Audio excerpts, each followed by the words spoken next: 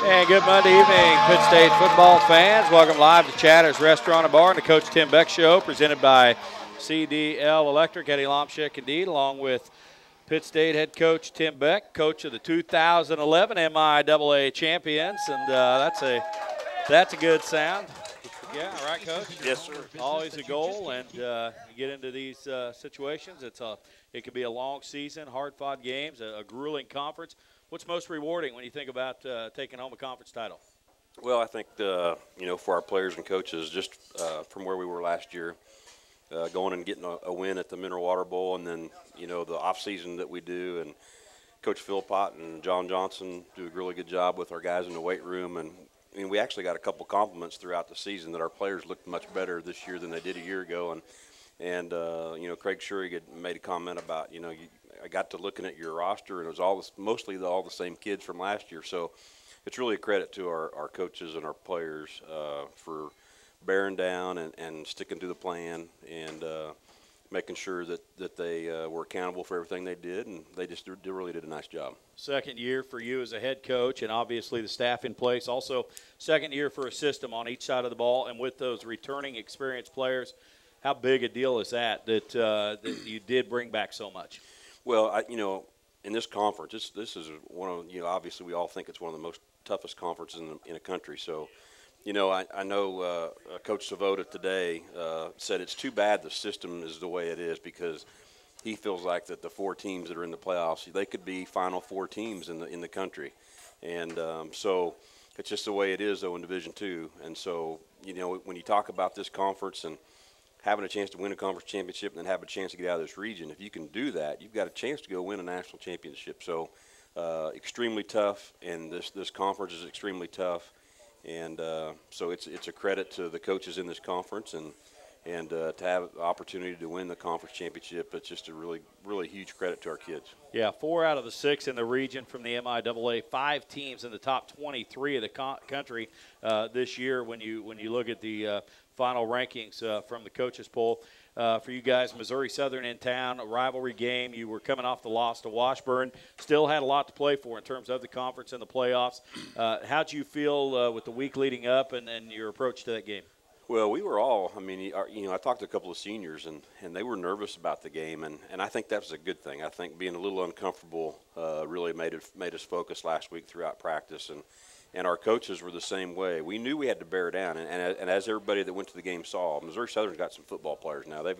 They could play with anybody at any time, and you have to give them a lot of credit. We jumped out 20-0, and then here they come roaring back. So, I think the little bit of uneasiness because of the loss, and then knowing that Missouri Southern's coming in here with nothing to lose, we knew they're going to try a few things that they haven't, and we knew they're not playing the next week, and so their season's over with. So you knew you're going to get a great shot from them, especially being a rival game like it is.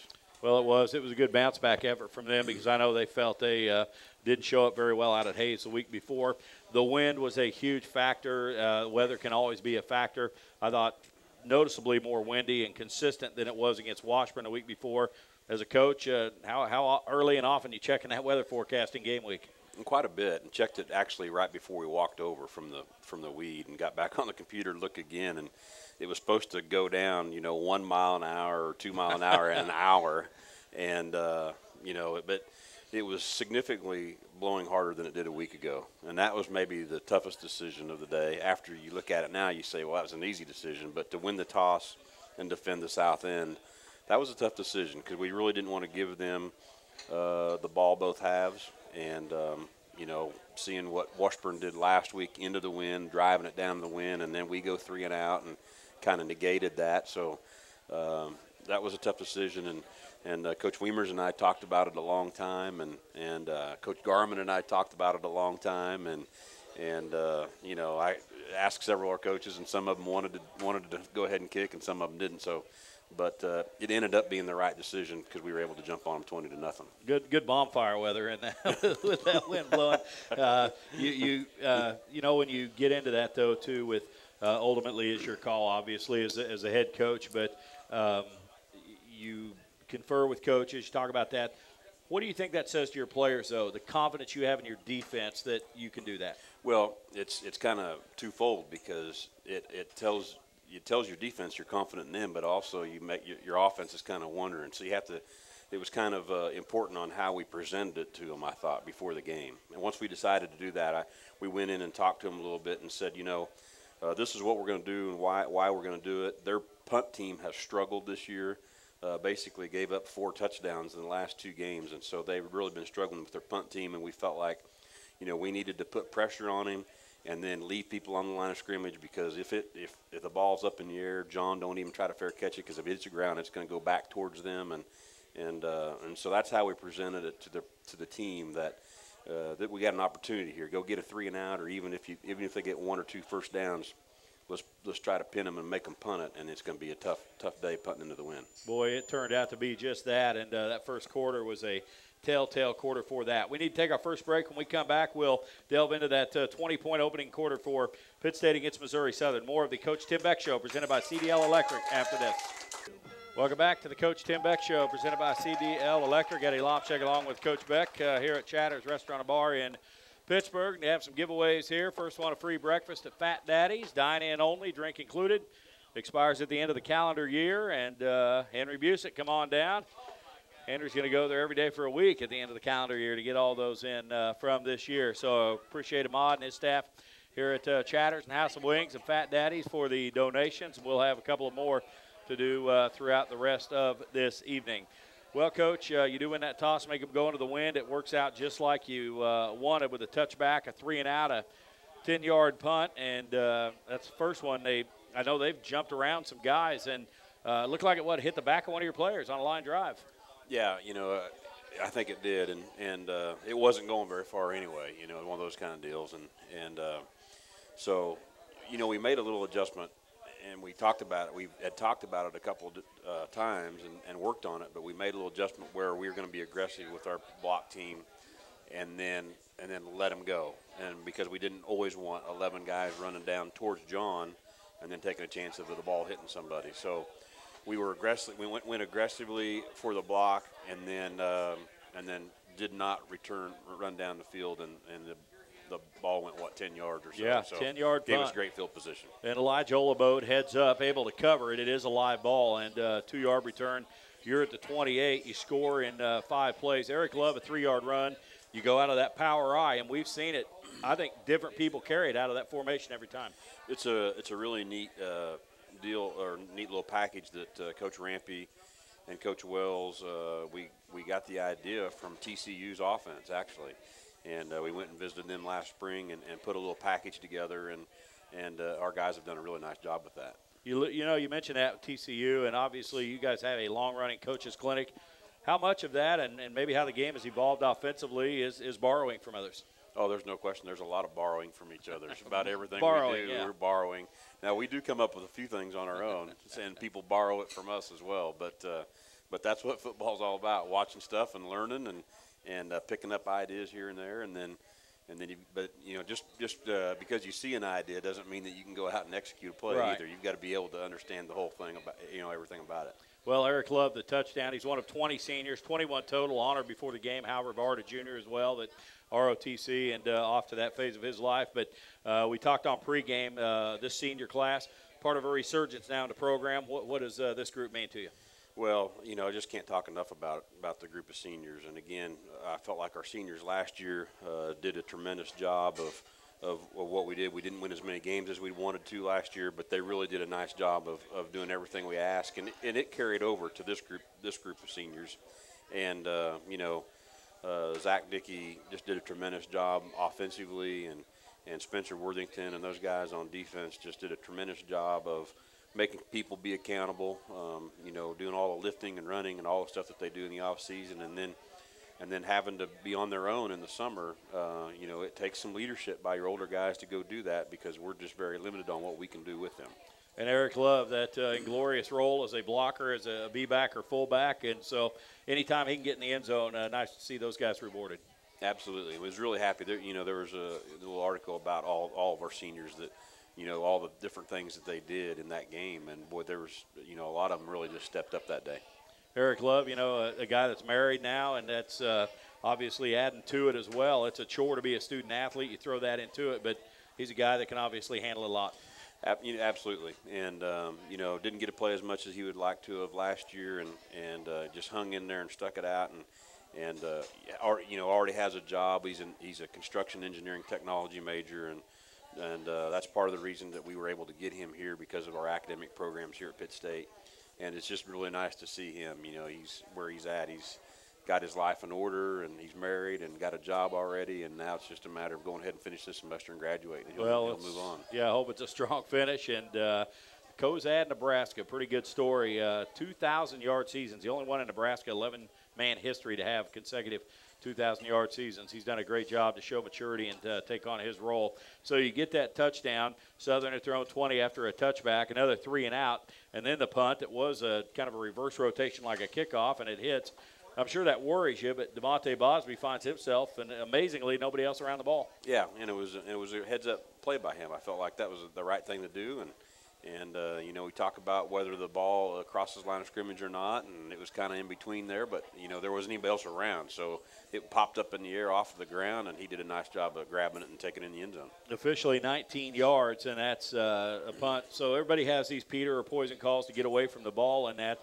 Where do you draw the line in a calculated risk of go ahead and pick it up and try and advance it? Well, that's part of the reason, too, why we were, you know, we call it smash, being aggressive on the line of scrimmage and then trying to get, you know, stay there and stay away from everything. But, you know, the other part of it is you want your return guy to point to where it is, because you get locked up on somebody. It's really hard to find the ball sometimes when you hear the Peter call. But good aggressive play by our guys, and Devontae Bosby's got a chance to be a really good player for Pittsburgh State.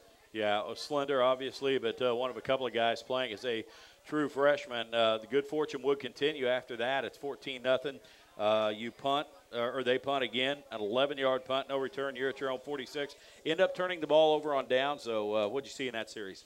Well, I'm trying to remember, you know, that series. I believe we ended up going for it on about 4th and 9 or 10. Yeah. That's the series where we had an opportunity. We threw the post and just overthrew it a little bit. Yep. Threw the ball on 1st down, came back and threw the post on 2nd down, overthrew it, and so then we ended up turning it over on 4th down. But boy, I tell you what, the play that Coach Rampa came up with was something a little bit different way to run the post. We ran the action with the receiver to the field, and you know, we got really everybody sucked down in on the run, and John had 4 or 5 steps on him. We just overthrew him a little bit. Well, you'd find him a little later and get the ball in his hands. That was a good thing. Southern gets the ball. They finally get their first down. It's by virtue of a penalty, but they punt again. 25-yard punt is all. But they were down deep. There was a good run. But you're at your own 33. Have a nice long drive. 9 plays, 67 yards. First touchdown for John Brown. 4-yard run. You're doing different things with him in motion and in that backfield. Yeah, that was the reverse, I believe. And yeah, the reverse pitch. And, you know, we discussed 2 or 3 things real quick and decided to run the reverse. And, you know, it was a great run by him. They smoked the backside and brought pressure off the edge. We saw the smoke coming but didn't want to call it off, because a lot of times that backside blitzer will run down the line and chase, you know, from behind. And he ran down just enough. He still, you know, could have had him, but John was able to run around him, and then there's another guy there. He kind of freezes a second and then outruns him to the corner. Yeah, you know, that run, and maybe it was that one or the 1-yard run, that he will start like he's going to dip inside, but yet he seems to set him up enough, knowing he has enough room to still go wide. Yeah, and our coaches, Coach Philpott always does a really good job of trying to train guys to dip inside, and Coach Pierce as well, on you know, setting up your blocks, and that's a way to help set your blocks, make it look like you're going to go inside, and then, you know, try to work the outside leverage or outside peck of the defender to try to get the ball to the perimeter. The extra point gets blocked. Did it come right up the middle there? Yeah, we got pressure up the middle, and I don't remember which offensive lineman, but had a little bit too much pressure up the middle, and you know, it's one of those things. You just can't take those things for granted, and that's one of the most thankless jobs on the football field, is having to stand up as an offensive lineman knowing that you're going to take a step and that defensive lineman is going to try to run over you. And there's nothing you can do about it except get your foot down and punch.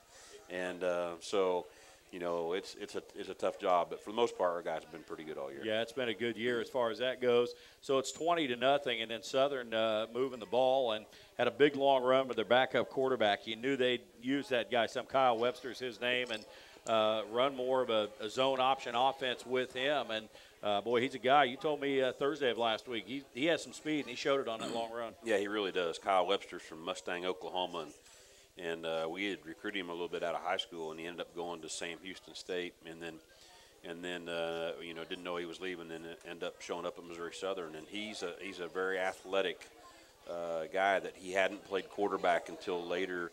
You know, his junior year in high school was the first time he'd started playing quarterback, and boy, he's a speedy player now. And you don't get him tackled, he's gonna pick up some yards in a hurry. One play later, you get an interception by Nate. He's had a good year for a linebacker to have 4 or 5 interceptions, but looked like just maybe their quarterback didn't see him, and he's just sinking into his drops there.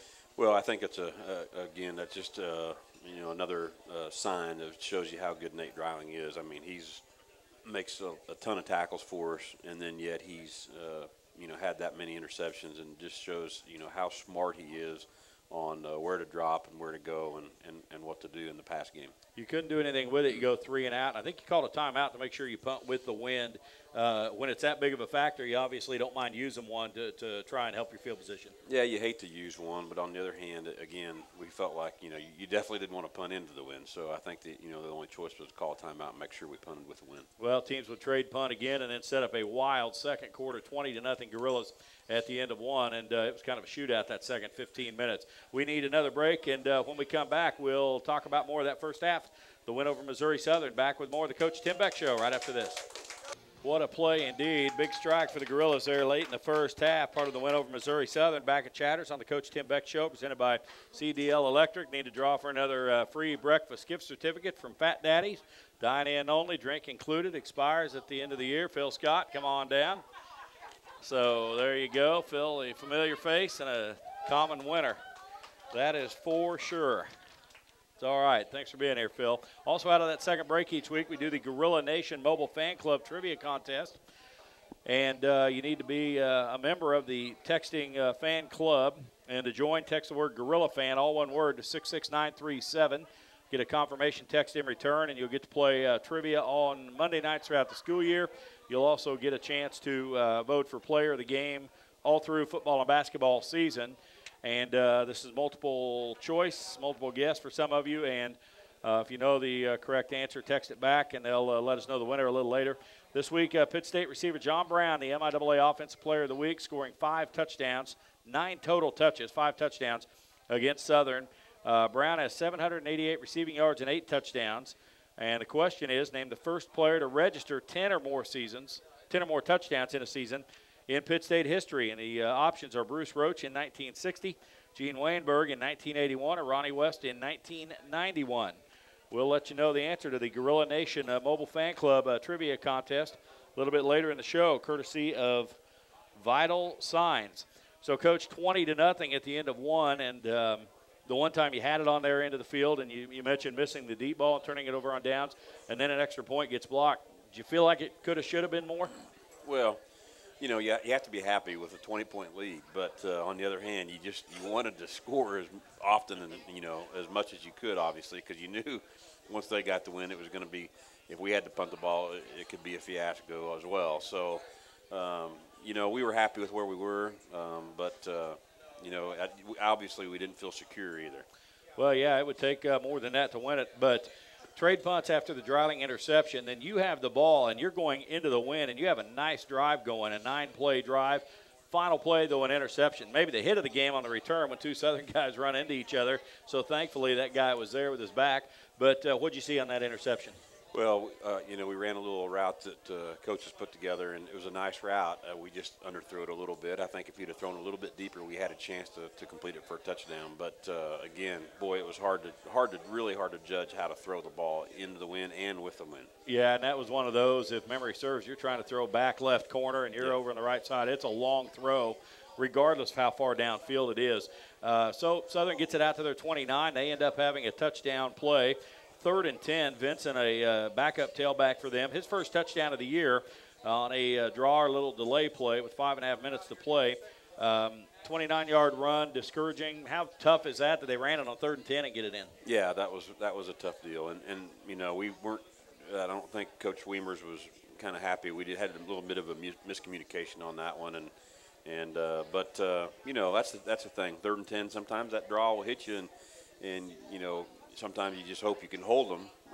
You don't want to obviously give up a touchdown. But that's a good call sometimes at that time when you're playing pass defense. Yeah, to their credit, they pull it off, execute it, and get in. Bad snap on the extra point, and obviously as an extra point blocker or defense, you have certain guys with certain responsibilities. Kind of tough sometimes to not get sucked in on the edge there. Well, that's frustrating. You know, you really hate it when they kind of flub it up and then all of a sudden they get 2 points out of it. That's frustrating. But it's also, you've seen it happen 100 times. I have, and you're coming off the edge and at a right angle, and then all of a sudden the ball's picked up and pulled around that. It's really hard to change direction and make a play on that. Well, they do scramble it in, so it's 20-8, and they're feeling pretty good about it. And then you come back and have the quick strike, and again into the wind. And it was Dickey to Brown, 3rd and 6. And that might have been the series you were deep in your own territory. That was before half, I guess. But 3rd and 6, kind of a flat ball by Zach. Wanted to keep it out of that wind. But what did you see that allowed Brown to get behind coverage? It was a really nice throw. And, you know, they pressed John a lot throughout the day, whereas they did not want to give short stuff to him. And again, when you break us down throughout the season, we threw a lot of short stuff to him where we blocked the number 1 and number 2 defenders with the number 2 and number 3 receiver. And so they changed it up a little bit and pressed him. Not a bad thought, but when we ran our 91 route, it was, again, another great call by Coach Rampy and Coach Philpott. But he was able to get around him, and Zach, I thought it was just an unbelievable throw down the sideline into the wind and caught him in stride. And then, you know, we've seen him. If he gets out in the open, he's got a chance to go, and he did. And that guy is on his heels for 20 yards, and it was just like John was begging him to dive. Yeah, and yeah. he just kept running. I mean, he has unbelievable field awareness. John, you've seen it again. You saw it against Washburn when the kicker had an angle, and he just has a knack. He knows when to raise his leg up or when to move a little bit laterally or whatever, but he has great field awareness, and I think he feels that, and the bottom line is he found a way to outrun it. So you're not taking credit? You're saying he has some things you can't teach him, Coach? Well, Coach Nacarato's coached most of it, but not all of his talent comes from Coach Nacarato. Not all of it. Well, he's fantastic, and he was just awesome on that day. Here you are, 4:14 of the half. Go ahead and kick the extra point up 27-8. And, again, the fun was just beginning. Southern comes back, and long pass from Howard to Threet, 73 yards, scores. So all of a sudden you're in kind of a shootout, and I don't know if it's play action. Sometimes those D-backs have a hard time not peeking in the backfield. Yeah, really did. We kind of got caught a little too close, I think, and boy, he's really talented as well. Yeah, he can run. He can really, really run. And when we saw him out in the open, I thought first Devontae was going to catch him, and then he really opened it up. He's a fine player as well. 27-15, 3:30 in the half, and then you get the ball back, and boy, it goes from bad to worse. You're deep in your own territory, and you end up punting the ball after losing some yards, and turns out to be loss on downs. Is that a design fake by Jay Craig? No, I didn't think so. We messed up our protection. And we decided we wanted to rugby into the wind, which we haven't done much of. We haven't shown it much, but we wanted to go ahead and rugby, and we just had a miscommunication on our protection. Guy ran through. He may have been able to get it off initially, but I think he saw him coming so free that he kind of froze, and then there wasn't anything he could do. Yeah, sometimes you tell those guys one-step it or whatever, but, again, in the heat of battle, that all changes. Well, they score that backup quarterback a 9-yard run, and 27-22 late in the quarter, and game on, obviously, but you get the ball back to your own 29. You have a nice long drive, and we'll talk about that, but you have two plays where you go backwards. You are second down and forever with a penalty and a lost yardage play inside your own 15. But there was a third down completion that made it makeable after a second down, I guess, to make it makeable. Little hitch to John. He made a nice catch and run, and all of a sudden the field position turned for you. Well, I think we had didn't we have maybe like a 3rd and 18 or 3rd and and ran 20, like an 8-yard hitch. And so we ran our little wrap route that we really like to run, and John catches it. And, you know, it's one of those things, they're defending 3rd and 20. They're defending at 20 yards, and And so we were able to throw it underneath to him and then him run laterally across the field and go pick up the first down. Well, big plays. You get it maybe just a yard into their territory, a couple of more, and you get it down there. John Thomas had a nice catch. No gimmies kicking into that win, 29-yard field goal. Leg strength's going to be okay, but you could see the way the ball was moving. But the way they came at you, how big was that, the field goal right before half? I thought it was huge. We go in at half 8 ahead instead of 5. A couple of things. Zach did a nice job to play before to get rid of the ball, not try to force anything. He went ahead and threw it out of bounds. We didn't have anything. And then the hold by Luke Rampy was phenomenal because the snap was high. Right. He basically stands up off the ground and catches it and puts it down, and we were able to kick it through and go in the half with an 8-point lead. It was big. And you have Luke back. He missed some time with a bruised kidney, and there's a guy, you gave the ball to him twice, he gets 30 yards on a reverse, and then obviously sure-handed as a holder. So guys like that, they probably frustrate the other team, but he's a good football player. He really is a good football player. And, coach's son, very savvy. And, it's nice to have him back. And there's little things like that in a game that you kind of sometimes you take for granted, and that's holding on PAT field goal. And John did it for us last year, and then he did it when Luke was gone. Because of his injury, but it's nice to have both those guys because they're both pretty handy at it. Yeah, they're very good. Nice to have that quality depth there. 37-22 at the break, knowing that obviously the win factor again, and then you're going to give them the ball. Was it a no-brainer to make them go with the win or into the win in the third quarter? I felt like it was. Again, thinking that it's supposed to, it could calm down a little bit. It was going to be hard for it to blow harder. It felt like so. I thought it was. I thought it was the right thing to do. Like being back in Western Kansas there for some of them. Overall, what was your mindset at halftime up 8? Well, we obviously weren't real comfortable, and after being up 20-0, and then now only being up 8, we were not real comfortable, and we knew that there were several things that we had to do. We had to be aggressive with our play calling. You can't just go out there. You couldn't just go out there and line up and try to run it at them because they've got some unbelievable defensive tackles that are going to stuff you. So. It was important that we continued to keep them off balance offensively. It was important to continue to play smart on defense and get some stops, and we were able to go out and do that. With that run game, and we talked briefly on post-game, you get the reverse pitch for a touchdown. You run to Luke Rampy a couple times. You get to the edge with Zach a couple of times. Not a lot of carries for Bryson, but how much of that, not that you don't want to run it inside and establish that, but – how much of that keeps their defense thinking about what you might do? Well, I thought our coaches did a nice job of calling plays and keeping them off balance. Really did.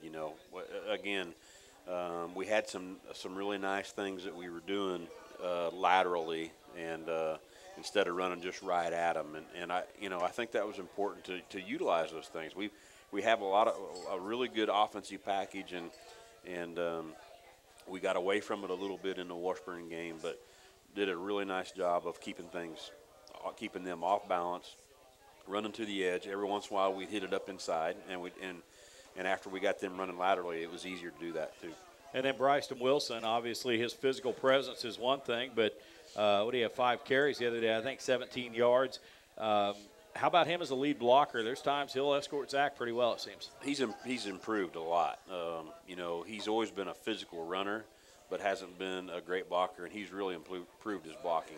Him and back where you belong in the national playoffs for Pittsburgh State. Welcome back to the Coach Tim Beck Show presented by CDL Electric here at Chatters. We asked you last break about our Gorilla Nation Mobile Fan Club trivia contest, and John Brown, now 8 touchdown receptions on the year, named the first Pitt State player to register 10 or more in a season. The options were Bruce Roach in 1960, Gene Weyenberg in 81, or Ronnie West in 91, and the answer is A, Bruce Roach. First Pitt State player to catch 10 in a season in 1960 from Wichita. 24 passes for 517 and 10 touchdowns that year. Lost 1 game, and, of course, the next year a national title. But 10 touchdown receptions in a season then was a big deal. Wainberg caught 10 in 81. Ronnie West set a school record with 13 in 90, 14 in 91. Robbie Keaton of Owasso, Oklahoma knew that. The Gorilla Nation Mobile Fan Club trivia contest, courtesy of Vital Signs Sign Company. You'll get a $10 gift card here to Chatters, so enjoy that. Thanks for playing along, and be sure to check that out on the Pitt State website and take part in Player of the Game voting and a trivia contest all school year. Go ahead and draw another name, Coach. $25 gift certificate right here to Chatters in the House of Wings, courtesy of Ahmad and his staff, Dee Dickey, come on down, and I know she'll put that to good use as well. We won't tell her husband that she won that. You can have girls' night out some night soon, so enjoy that. Thank you for being here. Coach, 30-22 at halftime, and then, again, similar to the first half with the wind, and you punt. They go 3 and out, only a 27-yard kick, and you score right away, a 6-play drive, and John Brown a 1-yard run. And so from that standpoint, it turns out to be the only score of the third quarter, but that's how you script the start of it. Well, absolutely. Just did a good job. I felt like defensively did a good job, and then offensively being able to put a drive together and go score was really important at the time. Yeah, 90 seconds into the half, you have the ball back, and you're on the Southern 45. That 1-yard run, John has to run through a couple arm tackles in the backfield. Not that he's powerful, but he just seems like he's a tough guy to square up and get a real direct hit on. Yeah, it's basically the same thing, the same play that Eric Love had scored on, just a little closer. And, again, a good job blocking by our guys up front. I thought the real swinging point momentum in the game was the next possession for Southern. They have a 7-minute drive deep into your territory. They're moving the ball into the wind. They're neutralizing your advantage with the wind. And then finally on 4th down, they throw it. Looks like the receiver ran a slant. The quarterback threw it out. Olabode, an interception at the goal line, runs it out 30 yards. How big is that to bend but don't break there? Oh, I thought it was huge as well. And I think it was one of those things where the quarterback started feeling a little bit of pressure and then tried to maybe – and I don't even know if Zirkle was over there, but I felt like maybe he kind of tried to throw it up to him or get it in his area because he's so good at going and getting the ball. Right. And I felt like Elijah was there waiting and made a good decision to go ahead and bring it out and got us decent field position as well. Yeah, from the 32, you would end up punting it, but with the wind at your back, good hang time, they fair catch it. They're pinned at their 22. They go 3 and out, and you get the ball back before the quarter ends. Although you'd score early in the fourth quarter, that's where you had the 2 runs to Luke Rampy. One reverse, you get a little field position. Another one, you're on their half of the field. How often do you run 2 plays in a row that are pretty much identical? Not real often, but by their alignment and by the way their defensive ends were playing, it's actually a read play, and so the ball could be pulled, and it looks like a little reverse, but reading the defensive end, the ends were squeezing, so the ball's handed and taken to the edge, and Luke did a nice job of getting vertical and going and getting a lot of yards. Yeah, 2 carries, 31 yards. You're knocking on the door. John Brown, a 24-yard run. I thought hand sweep. When I looked down to mark a tally mark for the play, I look up. He's running around the corner, and I guess direct snap. So another new wrinkle with him. Yeah, and it's everybody calls it the Wildcat and whatever, and so I don't know. We really you let him pick the name. We don't have a special name for it. I guess we call it John Brown. But he again, it was really well executed and really good job blocking up front. Well, a monster day for him, and he'd have one more on the one we just heard. But I thought with the stop and 7 minutes off the clock, and then you score and you've doubled them up. Still, though, 14 minutes to play, and they have the win. What's your mindset at that point? Well, again, I just don't think you ever felt secure where we were at, and I know our coaches give me a bad time. I didn't feel secure with 2 minutes to go, in the game because, again, things can happen so fast, and you saw some of their guys as fast as Threet was, and the body, the way Zirkle catches the football and those kind of things. It was just one of those things where you just really didn't ever feel comfortable. Well, able to get that score, and then when they have the win first time, you think they may open it up or whatever. They go 3 and out. Bryant Sanchez blocks the punt. You get it at their 34-yard line. What'd you see from Bryant on that play?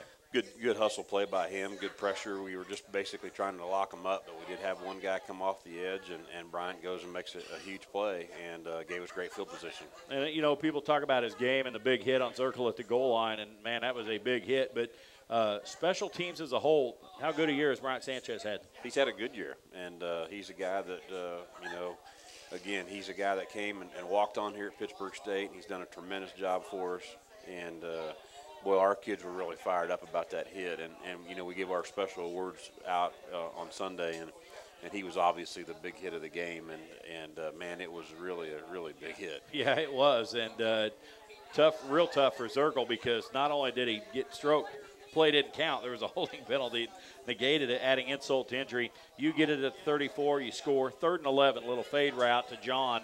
Not a big receiver. A guy like Zirkle, you can understand jump balls. Not that it's a jump ball, but John gets that separation, and he bobbled it looking at it, you think he caught it? Yeah, I do. I do too. Initially, I didn't, but after watching it, it was bobbled early. But then he's got it pulled in before he goes out of bounds. So, really nice adjustment by him, but he's got really good hands. And he gets a chance to get his hands on it, he's going to catch it. Yeah, he does that. You get a game like that for a guy. 9 total touches, 5 touchdowns, 3 run, 2 receiving. Versatile player. Ronald Moore had some monster games, and Jermaine Race and Darren Dawson, whoever. But, gosh, for a first-year guy and a receiver to find those ways to get him the ball and he delivers, what kind of a day, where does that rank, you think? Well, I think it ranks really high. I think that he's got potential to be a really, really, really good special player here at Pittsburgh State. And anytime anybody scores 5 touchdowns, you're pretty darn good. But, I know John, he will give a lot of credit to the offensive line and all of his teammates. But, we talked about earlier, we overthrew him once on the post. He had a chance to get a touchdown there, too, because if they would have caught that one, it was going to be a touchdown. Oh, yeah. And that's one of those things when you've got your playmakers and your guys that have a chance to go score, you've got to find a way to give them the ball.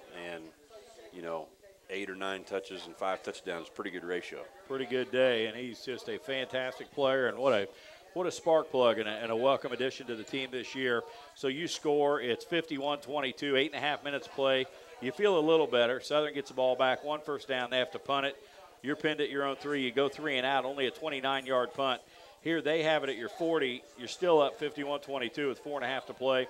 They end up turning it over on downs. Now you can take a breath. Absolutely, and it felt good to get them to turn it over, and then we're going to try to run it and run as much clock as possible to try to get out of there. And end up turning it over on downs. They would score a couple plays later. I know I talked to Coach Weimers that night that, as a defensive coach, you don't want to give that up. You get the win, that's the main thing, but how much does that stick in their craw a little bit? Well, you don't want to give up a score at the end, and that's the bottom line, but again, we were at the point there where it was pretty well in hand at that point. Your defensive numbers, some of the numbers on the day I thought were really good. 2 takeaways, 4 sacks, I think 10 tackles for loss, 8 pass breakups. Some of those numbers, you talk about being maybe a stronger, faster team. How much of that's attributed to being a well-conditioned team? Yeah, I think a lot. I think it really is. And, our defensive line, again, I thought did a good job all day, led by Gus Toka. Gus really put some pressure on them and played well, and Spencer Worthington played well. And those guys got after pretty good. And we didn't have J.R. Jones, and we'll have him, for the next game. And so some other guys had to step up. Cody Moore has been a great surprise this year. He's been a really good role player for us and really played well inside. And so it was nice to see our defensive line do the things that they did Saturday. Gus Toga's a guy that played as a true freshman, and so you get to a point you need to grow, mature physically. How big of a difference is that for him right now that he's just a different type of body right now? Yeah, I think he really is, and he's he had been injured a little bit, the first 2 years, and so I think we're just right now seeing Gus the way he can play, and he's another one that from Blue Springs High School that we had in camp and loved him at camp, and he could come over and be a tremendous fullback as well. He was a great blocking H-back in high school, and we've used him a little bit in years past, but we just felt like now he needs to concentrate on what he's doing defensively. He's had a great year. And you want to run the ball. You end the day with 212 rush, 247 pass. Not real big either way. 247 is a good day for you throwing it. You feel okay with that balance? Yeah, really. I think it was a really good day as far as the balance, and it was a nice change of pace for us. We don't very often do we have more passing yards than rushing, but I think as people watch us and defend us, that will make it they'll make them a little bit more nervous about defending us. 10 kickoffs, that's a good thing. You scored 8 times, but 4 touchbacks with the wind, obviously. Against it, you're kicking it high. Southern had decent field position, but how did you feel with your kick coverage? For the most part, really good. Again, Threed had returned one for a touchdown throughout the season, and John Brown ended up being, the number 1 punt returner and number 1 kick returner in the conference. But Threed he's definitely a very dangerous returner. Well, a great day in a lot of ways, and when it ends with a win, that's the bottom line, and Pitt State able to do that. And thanks to Central Missouri, outright MIAA championship, and it sets up a playoff appearance for Pitt State. learned that fate yesterday. We'll take our final break, come back, and talk about what lies ahead in the postseason. We'll return with Coach Beck right after this. Welcome back to Chatters and the Coach Tim Beck Show, presented by CDL Electric. Eddie Lomshek and Coach Beck with you another 5 or 6 minutes. One more giveaway because Pitt State won the MIAA this year. Ahmad's throwing in a $50 gift card to Krabby's in Joplin. So we're up in the ante here with MIAA titles. They keep coming, and the goods keep pouring in. Coach Beck stirring it up pretty well. John Levera, come on down, Coach. Yeah, that's a good one. That's a good time. Yeah, guy shows up once a year and goes home with pretty good, package. You know, you get a guy like sitting there, Coach Garman and Coach Knack here with you. But what's it like having a guy like Coach Lever around the program? Well, he's been in California here for the last few weeks, and we're really glad to have him back. We kind of miss him. He comes up and gives us a lot of advice, and so we're absolutely glad to have him back. Yep, good guy, good program guy. No two ways about it. You find out yesterday back in the national playoffs, you knew that, obviously. Maybe unsure about the region, but able to bump up. You get a first-round bye. And I think I've been asked in the last 2 days 50 times, do you think it's a bad idea to have a bye because you were off before the Washburn game? It's maybe a different mindset with the playoffs, and you learned from that. But one of your goals, obviously, how do you feel? I think the momentum or whatever you built, how do you feel about this team going into the playoffs? Well, the bottom line is 24 teams, and when we play next week, there'll be 16 teams. So, I think the bye is a good thing. We had some people beat up yesterday. Zach Dickey took some shots, and he needs a little bit of time. And J.R. Jones, it will allow him to really be ready for this game. And so where our team is right now, I think it's a good thing. And again, it's whatever you make of it, and we'll make the best of it. We lost after the last bye, but it wasn't because of the bye. It was just because they played good and we didn't play as good as we needed to, and they came in here and beat us. So, the bottom line is we've got to be smart about our time, get some kids' legs back underneath them, condition a little bit, and get our guys ready to go. And there's not going to be any problem getting our football team focused for a national championship caliber game. You look at this and you get into single elimination, the stakes are high. Last time in the playoffs in 08, you don't have players that have been through this before. Is that inexperience a concern? Well, the teams that, like Northwest Missouri that have a lot of experience, that's obviously an advantage for them. But you know what? Our guys don't know any different, and they know that we have a good football team, and they're going to go play. They're going to go play extremely hard. So I don't think that's a major thing. I think, being able to play at home will be obviously really big, and hopefully we'll have a tremendous crowd to help us out. Tickets are on sale for that game. Went on sale today. Pitt State ticket office, 8:30 to 4, Monday through Friday. And over the phone, 235-4796. Adults, $10. Students with an ID, $5. And Saturday the 26th, the Overman Student Center where the ticket office is located. Season ticket holders, you have until the close of business on Tuesday the 22nd to claim yours, or they'll be released to the general public starting Wednesday the 23rd. Abilene Christian at Washburn, and obviously you don't know who you're going to play. Do you have a preference? No. It would be neat to play somebody different, just to see somebody else from the Lone Star. I think that would be a neat thing. But on the other hand, if we play Washburn, I think our kids will be extremely fired up to play Washburn because we just didn't play as good as we needed to play. And they played really well. And so, I think we would be okay either one. But it's out of our control, so there's not much reason for us to worry too much about it. You look at 4 teams in. We mentioned that earlier, the strength of the conference, and it never happened. You wonder if, anything else is going to come into play that varies that. But to get 4 of the 6 in, what's that say for the MIAA? Well, I think it speaks for very good about the MIAA. And they say that past years and all that doesn't matter. But, the bottom line is, for the most part, our conference has had quite a bit of success against the Lone Star Conference. And I think that eventually that's got to play into it a little bit when they look at the teams. And so, again, our conference is very good. Coach Savoda at Central Missouri mentioned today that he felt like, it's any of the 4 teams could have a chance to go play for it all. And so, Central Missouri is going to go play in the Kansas Bowl, which I think against West Texas A&M. Yep. And be a few points scored in that one. There'll be a lot of points scored in that one. And so, you know, it's a great thing for our conference to have 5 teams playing in postseason. You have the leadership of this team that's been pretty visible. Nate and Zach both talking about the camaraderie on this group. How important is that as you get ready for the playoffs? Oh, it's obviously. I mean, I think it's just unbelievably important, and we've got some talent. There's no doubt about that. But you know, a good team will carry you a long, long way. And these guys are really close, and they're really sticking together. And you know, it's something we talked about in preseason, and they've done a tremendous job of really hanging in there together. And they have faced a lot of adversity throughout the season. They've went and won some games in some tough places. We've lost some really key players on our football team, and guys have stepped up. And so, you know, I think all of our coaches, I know all of our coaches, and we're extremely proud of our team. 2011 MIAA champions. Head coach Tim Beck here at Chatters. Thanks for being with us. That'll do it for this week, and we'll look forward to that playoff game a week from Saturday. For Cam Koenig, I'm Eddie Lomshek. CBS News is next, followed by Chiefs Kingdom.